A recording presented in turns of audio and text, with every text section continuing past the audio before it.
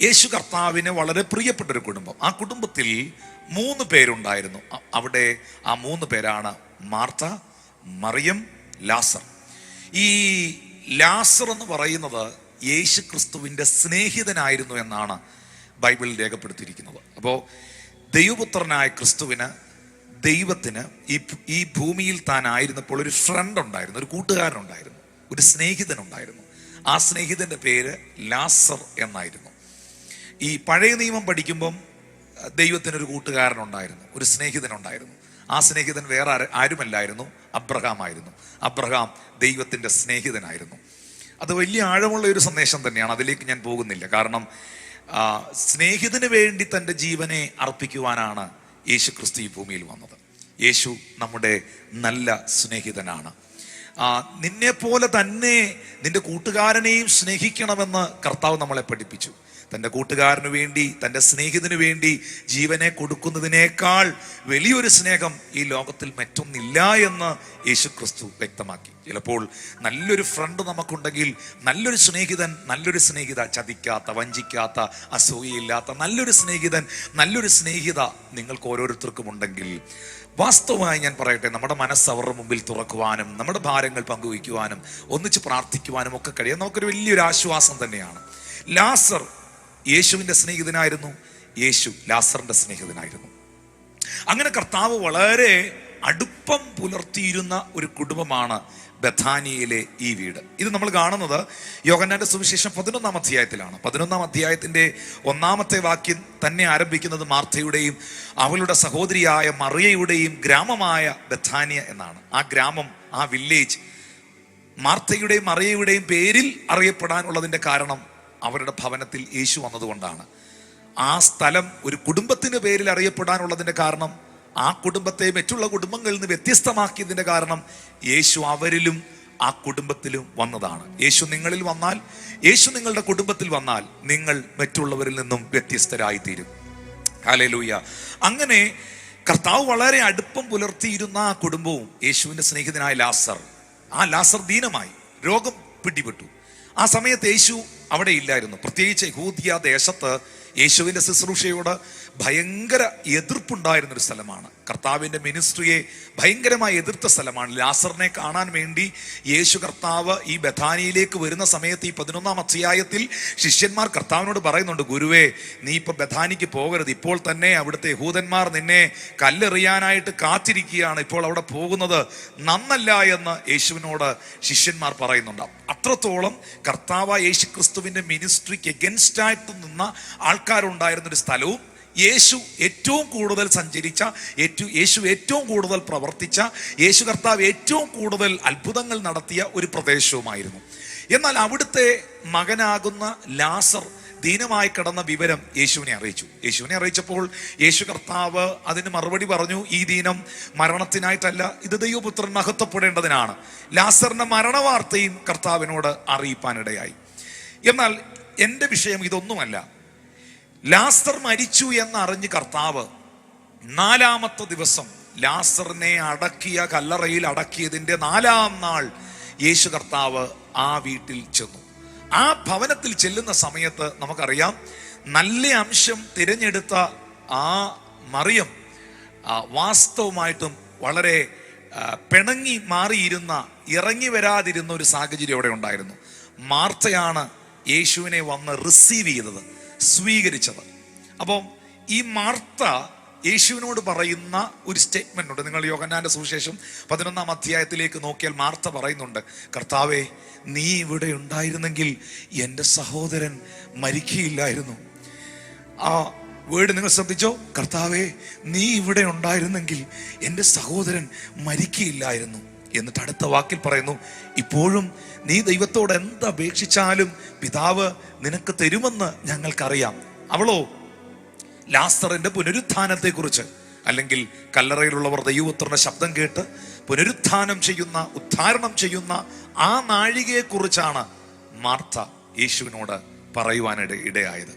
അപ്പോൾ അവിടെ ഒരു സംഭവം നിങ്ങൾക്ക് മനസ്സിലാക്കാൻ കഴിയുന്നത്, ആ സഹോദരി യേശുവിനോട് പറയുകയാണ്, ജിജിപ്പാസെ ആ വാക്യം ഒന്ന് വായിച്ചേ. ആ സഹോദരി യേശുവിനോട് പറയുകയാണ്, കർത്താവേ, നീ ഇവിടെ ഉണ്ടായിരുന്നെങ്കിൽ എന്റെ സഹോദരൻ മരിക്കയില്ലായിരുന്നു. അല്ലേ? വായിച്ചേ.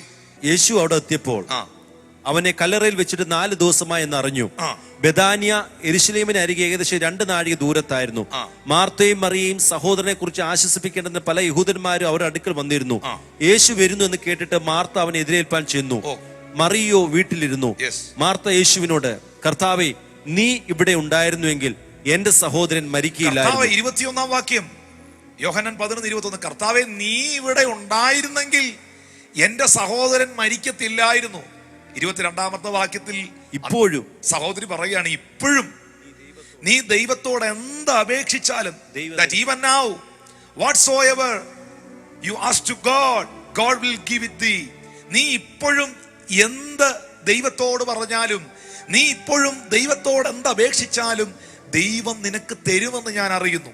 അപ്പോ 23-24 വാക്യങ്ങളിലേക്ക് വരുമ്പോൾ യേശു അവളോട് പറയുന്നുണ്ട്, നിന്റെ സഹോദരൻ ഉയർത്തെഴുന്നേൽക്കുമെന്ന്. നിങ്ങൾ ശ്രദ്ധിച്ചോ? അത് നിന്റെ സഹോദരൻ ഉയർത്തെഴുന്നേൽക്കുമെന്ന് യേശു അവളോട് പറഞ്ഞു. 24-ാമത്തെ വാക്യത്തിൽ മാർത്ത അതിന് യേശുവിനോട് മറുപടി പറയുകയാണ്, അതേ കർത്താവ്, എനിക്കത് അറിയാം. പണ്ട് ബൈബിൾ ക്ലാസ്സിൽ ഞാനും ഉണ്ടായിരുന്നു. ഒടുക്കത്തെ നാളിൽ പുനരുത്ഥാനത്തിൽ അവൻ ഉയർത്തെഴുന്നേൽക്കുമെന്ന് ഞാൻ അറിയുന്നു എന്ന് പറഞ്ഞു. കാരണം ചില ആഴ്ചകൾക്ക് മുമ്പ് അവിടുന്ന് യോഹന്നാന്റെ സുവിശേഷം 8-ാം അധ്യായം പഠിപ്പിച്ചപ്പോൾ 10-ാം അധ്യായത്തിലും 8-ാം അധ്യായത്തിലും ഒക്കെ പറഞ്ഞല്ലോ, കല്ലറയിലുള്ളവർ അവിടുത്തെ ശബ്ദം കേൾക്കുമെന്നും നന്മ ചെയ്തവർ ജീവനായും തിന്മ ചെയ്തവർ ന്യായവിധിക്കായും എഴുന്നേൽക്കുന്ന നാഴിക വരുമെന്ന് അങ്ങ് പഠിപ്പിച്ച ബൈബിൾ ക്ലാസ്സിൽ ഞാനും ഉണ്ടായിരുന്നു. അതുകൊണ്ട് എൻ്റെ സഹോദരനും അന്ന് ഉയർക്കുമെന്ന് എനിക്കറിയാം എന്ന് പറയുമ്പോൾ ഇവിടെ ഒരു വലിയ ദൈവികമായ ആശയമുണ്ട്, ഒരു വെളിപ്പാടുണ്ട്.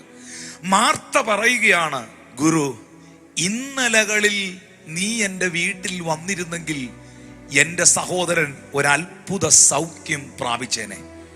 പക്ഷേ എന്ത് ചെയ്യാനാ, അവിടുന്ന് വന്നില്ല. ഇന്നലകളിൽ ഒരത്ഭുതം നടന്നില്ല, ഇന്നലകളിൽ ഒരു വിടുതൽ നടന്നില്ല. എനിക്കതിൽ പ്രയാസമൊന്നുമില്ല യേശുവേ.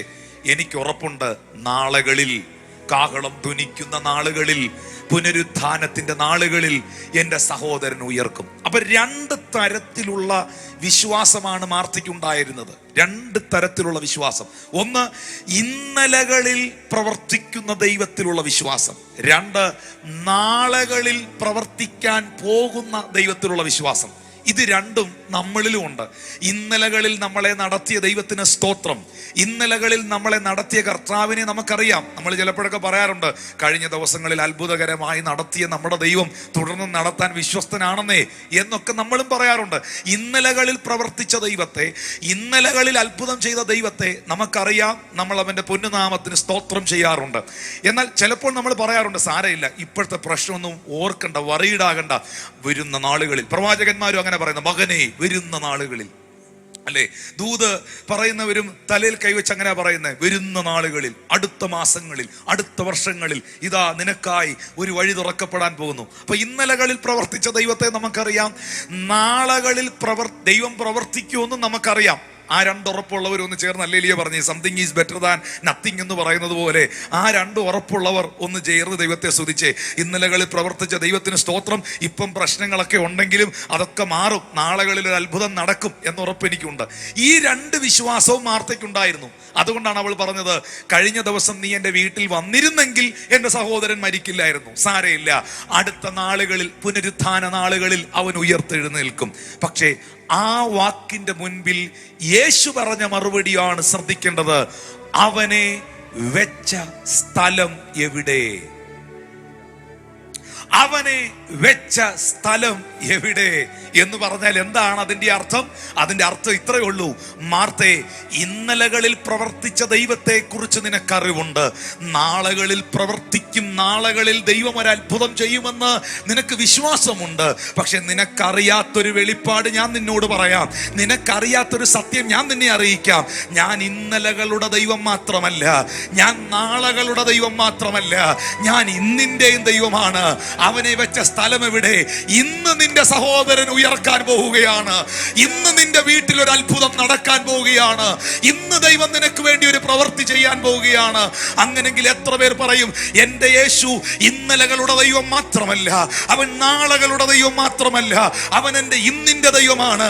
Jesus Christ is same yesterday, today and forever.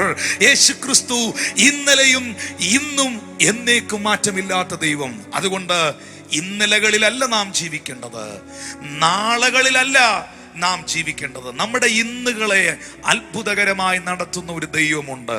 അതുകൊണ്ട് ആ കൈകളൊന്ന് ഉയർത്തിപ്പിടിച്ചേ. പരിശുദ്ധാത്മാവിന്ന് ആ നിയോഗം തരുമ്പോൾ പ്രിയ ദൈവമക്കൾ കൈകൾ ഉയർത്തിപ്പിടിച്ചേ. എന്നിട്ട് പറഞ്ഞ്, യേശുവേ, ഇന്ന് ഈ വചനം കേട്ടോണ്ടിരിക്കുമ്പോൾ ഇന്നിന്റെ ദൈവമേ, ഇന്നലകളിൽ എന്നെ നടത്തിയ ദൈവത്തിന് സ്തോത്രം. നാളുകളിൽ അവിടുന്ന് കരുതുമെന്ന വാഗ്ദത്വം എനിക്കുണ്ട്. പക്ഷേ നീ ഇന്നലകളുടെ ദൈവം മാത്രമല്ല, നീ നാളുകളുടെ ദൈവം മാത്രമല്ല, നീ ഇന്നിന്റെയും ദൈവമാണ്.